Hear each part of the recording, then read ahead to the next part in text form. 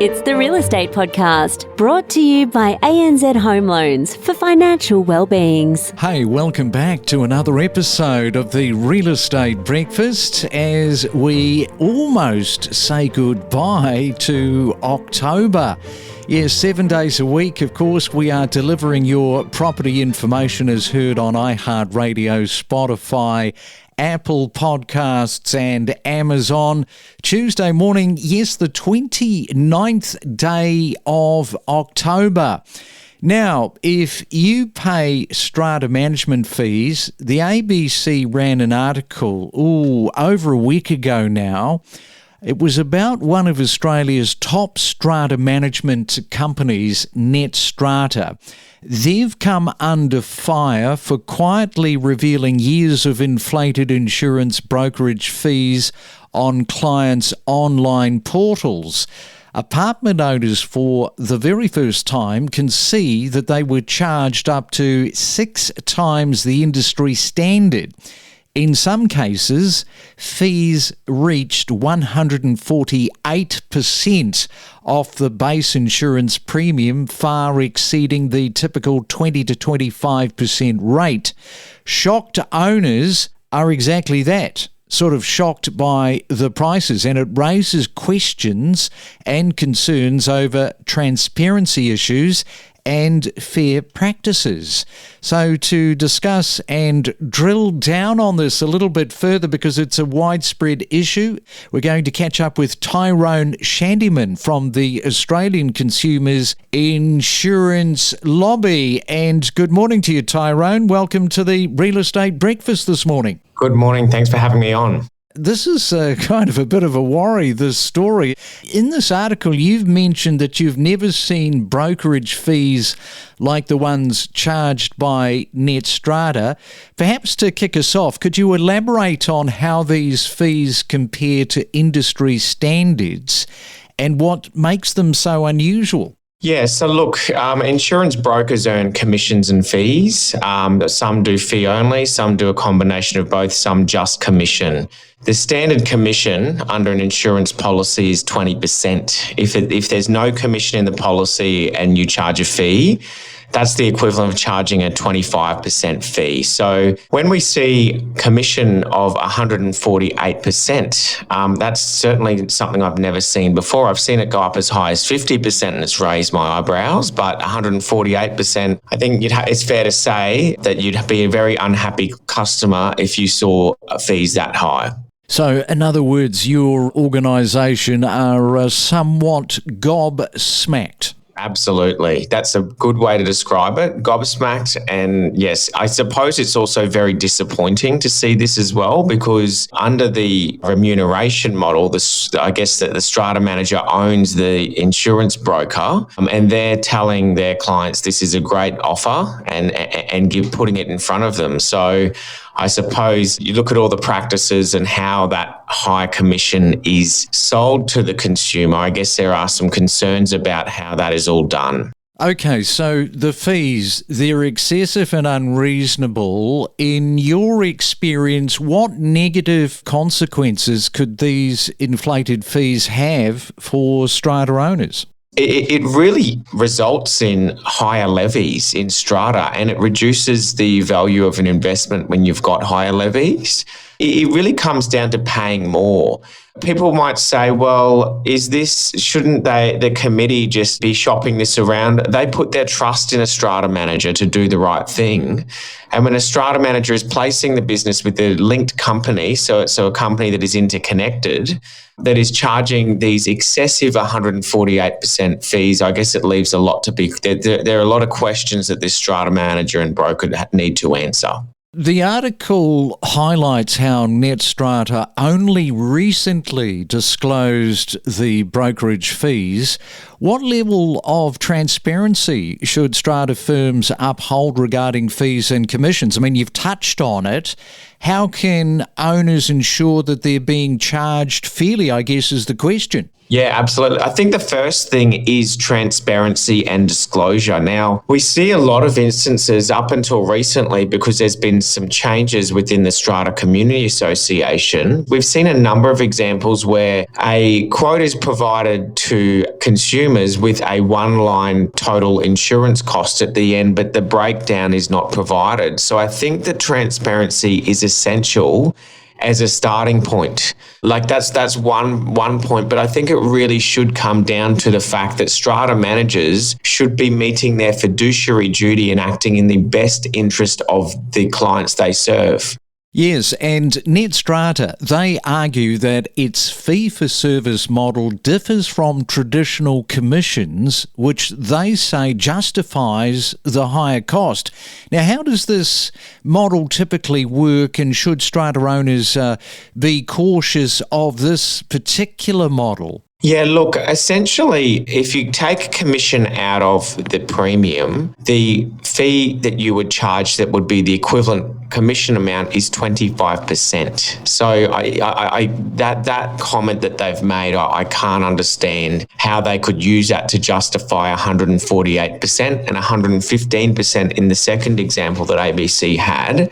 I really think it does come down to committees and owners being more diligent when they're seeing their insurance renewals and checking the commission and fee level. Now, if it equates to approximately 20 or 25% of the base premium, that's the current standard remuneration amount where a broker shares the commission with the strata manager. But if committees go directly to brokers instead, sometimes the fee and commission amount can be as low as 10%. And on these really big complexes with hundreds of lots, it can get down to as low as 5% in some instances.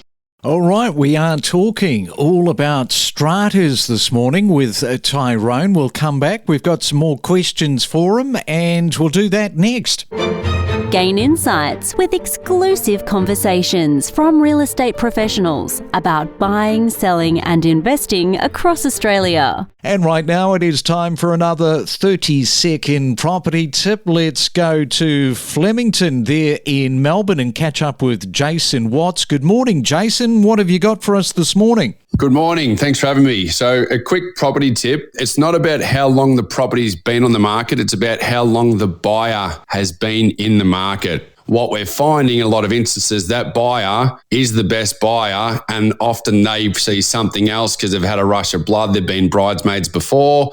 So they have a rush of blood on that property. If the vendor doesn't want to do a transaction, they go elsewhere and purchase something else, and we're chasing that offer, and sometimes, sadly, we're selling for less. So often, the best buyers we're seeing in the first 7 and 10 days of a marketing campaign. So definitely keep that in mind. Listen to in-depth discussions with industry leaders on investing options, understanding different suburbs with insider perspectives and exclusive tips. And it is a Real Estate Tuesday. We are talking all about this morning about strata fees with Tyrone Shandiman. He is from the Australian Consumers Insurance Lobby, where he is the chairman, and he's also the managing director of Strata Insurance Solutions. So, Tyrone, given that New South Wales laws only recently required strata managers to disclose commissions and not brokerage fees, what changes do you think are needed in the legislation to protect strata owners from excessive or hidden charges like what we're discussing this morning?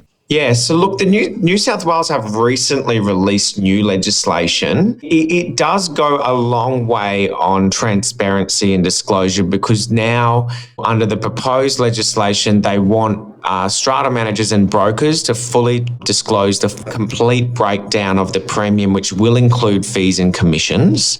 I suppose the issue really comes down to how will that be disclosed, on how many pages will that be disclosed? Will committees even read the documents that they get? Because quite often they place trust in their strata manager to do the right thing by them. And what we know is that things can be disclosed in documents, but most committee members just assume that when they're getting something from their strata manager, they're getting the best deal. But what we found and what we know is that actually is not the case in many cases, and it's actually the best deal for the strata manager who's getting these high remunerations. I think the New South Wales government is actually moving towards completely banning commissions in strata insurance. Is that the solution to the problem? There's also examples where strata managers go into joint ventures with brokers or where they receive profit shares from insurance brokers. So the word commission in itself doesn't capture a lot of these very questionable arrangements that might not fall under a commission model. We do believe if they are going down the path of banning commissions, it should be as strong as an arm's length ban on any financial benefit that the strata manager receives other than those received directly by the owner's corporation in their strata management contract. Yeah, and let's just sort of go back over that a little bit because you did touch on it, and that is what practical steps should apartment owners take to review and negotiate their strata insurance fees? Because so many of these owners, these apartment owners are listening right now, and that's my question. Should they be more involved in decisions regarding their insurance brokers? Absolutely. So I think the first thing is just knowing, which is what we've already spoken about, knowing what the commissions and fees and remuneration is. But yes, a committee has the right to go out to their own insurance broker and get alternate quotes. So a good committee, or not necessarily a good committee, because I suppose that committee members are volunteers and they only have a certain amount of time, but a real diligent committee that wants to know, can I get a better deal, can and should go out and have a look at alternate options through other brokers as well. With net strata, how widespread do you think this sort of practice is within the strata management industry right now, where we are in 2024? Obviously, the net strata example is something I've never seen before of 148%. So that's obviously, for me, a one-off issue. We have, as an organisation, called remuneration models that make up 40% of the premium to be excessive and unreasonable. And unfortunately, our organisation believes that about 20 to 30% of consumers across Australia are on these remuneration models, and we believe it is absolutely prevalent in this industry and it needs to stop. Because I think what net strata is showing is, where is the ceiling? What is the ceiling here? What is the top amount that a strata manager and broker can charge? I think that really it was always traditionally a 20% commission in an insurance policy. And over the years, as premiums fluctuated up and down, people saw opportunities to increase their remuneration, and 40% started becoming normal for a lot of strata managers. But we just looked at that and said, well, whose interest is it in for such high remuneration models? It's certainly not in the interest of the consumer. And when the strata manager is making the buying decision and the decision isn't based on best interest of consumer, that's where we think the problems are. That's where we think it becomes unlawful as well. Yeah, all right. Well, it's probably where we'll have to leave it and wrap it up today. Just on a final note, of course, it's a industry that does have some negative connotations. You know, a lot of people just don't want to get into the strata fees, so they don't buy into those types of buildings. Tyrone, thanks so much for joining us this morning and talking about what is a very, very big issue. Thank you for having me. It's been a pleasure. Don't navigate the real estate market alone. Let us help guide you in the world of real estate every day. Make better informed decisions with the latest news and insights. Just before I turned 30, I had a bit of a goal, like by 30, I wanted to have my own place. That was obviously with a partner. We obviously broke up, and then I thought, well, no, I don't want to be tied to someone else in this huge investment. I'd rather do it myself. So I think it then took me another year, a lot of sacrifice. Do you find that people similar to you, they might have had a relationship relationship and they come out of the relationship and they say, well, hang on, what am I doing here? Is this a little bit dangerous going into property with somebody I'm not married to? If something goes wrong, I've got to split 50% of the property. I think it's like naively, probably not, but I do know friends that are now in that situation and they're still having to live with their ex-partner a year on because they have no other option of getting out of their mortgage and their home they're in. I think it's something to definitely consider when you're going into these things. But at the same time, to service a mortgage on your own is really, it can be quite stressful. We connect you to the best real estate information across Australia. The Real Estate Podcast.